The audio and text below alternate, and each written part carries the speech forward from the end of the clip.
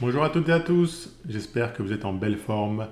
Dans cette vidéo, nous allons prendre un peu de recul et je vais vous parler de stratégie d'investissement, d'immobilier et de placement financier. Alors pensez bien à rester jusqu'au bout de la vidéo. Et comme d'habitude, il ne s'agit évidemment pas de conseils en investissement mais d'éducation financière. D'un point de vue général, j'aime bien commencer à traiter les sujets de façon globale pour ensuite aller dans le spécifique. Cela permet de bien assimiler chaque étape du raisonnement avant de prendre une décision. Dans cette vidéo, nous allons donc discuter de la stratégie globale. D'autres vidéos, comme la prochaine notamment, seront plus spécifiques. Alors c'est parti.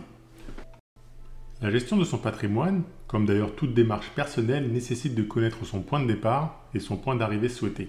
Ce que l'on va appeler le point de départ, ça va être votre situation actuelle. Elle est composée de votre patrimoine actuel, le patrimoine que vous avez déjà mis de côté jusqu'à aujourd'hui, dans les placements financiers et ou dans l'immobilier, et de votre effort d'épargne mensuel, c'est-à-dire la différence entre vos revenus et vos dépenses. En clair, ce que vous arrivez à mettre de côté tous les mois. Et ce qu'on va appeler le point d'arrivée, ça va être vos objectifs et vos projets. Dans une prochaine vidéo, on traitera de ce sujet pour expliquer quels sont les éléments à prendre en compte pour bien définir son point de départ et pour bien définir son point d'arrivée. On peut néanmoins citer 3 objectifs comme préparer sa retraite, préparer l'éducation de ses enfants ou bien se protéger des aléas de la vie. Cette phase d'audit est une étape primordiale, car il n'y a pas de bon chemin pour celui qui ne sait pas où aller. Une fois que vous avez défini votre point de départ et votre point d'arrivée, il ne vous reste plus qu'à trouver des outils qui sont adaptés à votre situation, à vos projets et à votre profil investisseur. C'est ce qu'on appelle les solutions patrimoniales. Et dans les solutions patrimoniales, il y a principalement 2 piliers. D'un côté l'immobilier locatif et de l'autre les placements. Ici, nous n'allons pas parler de résidence principale, mais d'immobilier locatif, c'est-à-dire d'acheter un bien immobilier pour le mettre en location. Pour cela, on a 2 éléments principaux à regarder. Le premier, c'est le choix du support, dans quoi je souhaite investir. On peut investir dans l'immobilier ancien, c'est la grande majorité du parc immobilier. C'est une classe d'actifs assez hétérogène car on va y trouver toutes sortes de biens, comme des biens des années 80 ou des années 2000. Après, on a l'immobilier neuf. Ici, le bien n'est pas encore construit, on va donc l'acheter sur plan. L'avantage, c'est que le bien sera aux dernières normes thermiques et techniques. Ensuite, on a l'immobilier d'entreprise, ou les SCPI pour Sociétés Civiles de Placement Immobilier, pour investir dans des bureaux, dans des commerces ou des entrepôts, etc. Et on a aussi des résidences de services pour, par exemple, les touristes ou les seniors. En 2, ce qui est primordial, c'est le choix du régime fiscal ou de la niche fiscale. En clair, quelle va être ma fiscalité? Ce choix-là est déterminant pour la rentabilité de votre investissement. En effet, l'immobilier est ce que l'on peut considérer comme un actif captif. Vous ne pouvez pas le délocaliser contrairement à des flux financiers. Il est donc facilement taxé et le choix du régime est primordial. On peut décider de faire de la location nue, c'est-à-dire vide de meubles, et dans ce cas-là, il y a plusieurs régimes fiscaux possibles. Le microfoncier, le foncier réel, le déficit foncier, les lois Pinel ou Malraux, etc. On peut aussi choisir le régime de la location meublée, c'est-à-dire que le bien est loué avec une liste précise de meubles qui sont mis à disposition. Là encore, plusieurs régimes possibles, la location meublée non professionnelle, la location meublée professionnelle, voire la location meublée non professionnelle avec la loi Censi-Bouvard. On a aussi la possibilité d'acheter le bien en nue propriété. Ici, on va acheter en démembrement temporaire, c'est-à-dire qu'on sera propriétaire des murs sans possibilité de jouir du bien, c'est-à-dire qu'on ne touchera aucun loyer durant la durée du démembrement et donc mécaniquement on n'aura pas de fiscalité.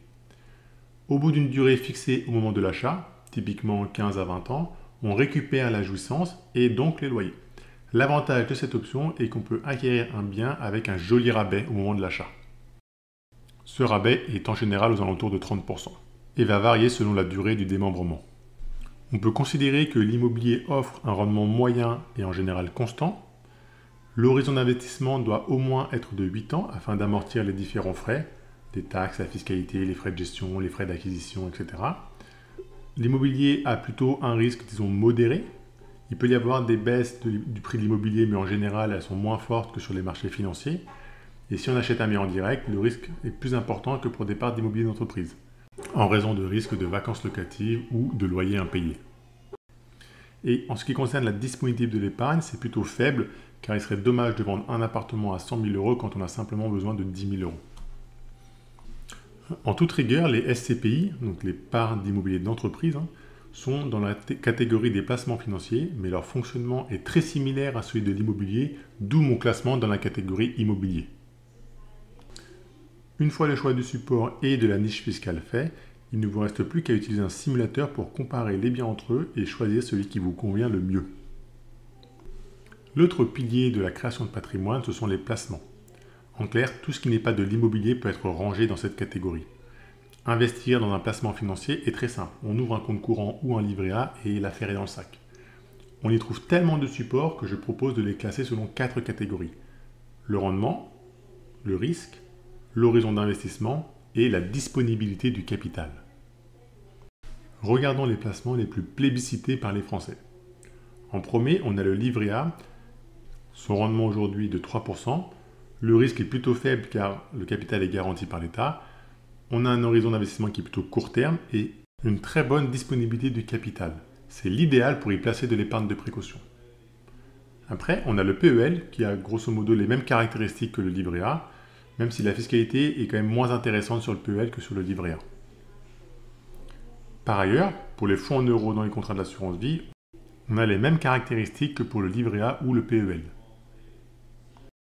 Ne vous attendez donc pas à de grandes performances sur ces 3 placements, ils ne sont tout simplement pas faits pour ça. Ensuite, on peut investir dans des actions, via un plan d'épargne action par exemple. En général, le rendement va être élevé, peut-être autour de 6%. Le risque aussi va être élevé avec une forte variation ou une forte volatilité. Mécaniquement, l'horizon d'investissement est donc moyen terme, au moins 5 ans de durée de détention, et l'épargne est moyennement disponible. Pour l'immobilier d'entreprise, les fameuses SCPI, le rendement est moyen, entre 4 et 6%, et le risque aussi, car il y a une excellente diversification. L'investissement se fait sur le long terme, au moins 8 ans de détention, et le capital est moyennement disponible, notamment à cause des frais de sortie. Et enfin, le plan d'épargne retraite. Bon, comme son nom l'indique, c'est plutôt un horizon long terme, mais on va avoir ici un rendement et des risques qui vont plutôt être élevés, avec un horizon long terme et une disponibilité du capital faible dans la majorité des cas. Donc voilà pour quelques exemples de placements. En résumé, il existe une énorme diversité de placements. Donc vous trouverez forcément celui qui convient à vos projets.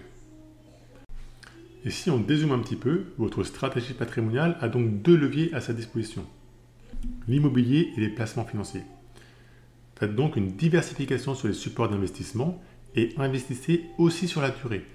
N'investissez pas tout votre patrimoine d'un coup afin d'éviter les surprises. La diversification est la clé de l'investissement du bon père de famille.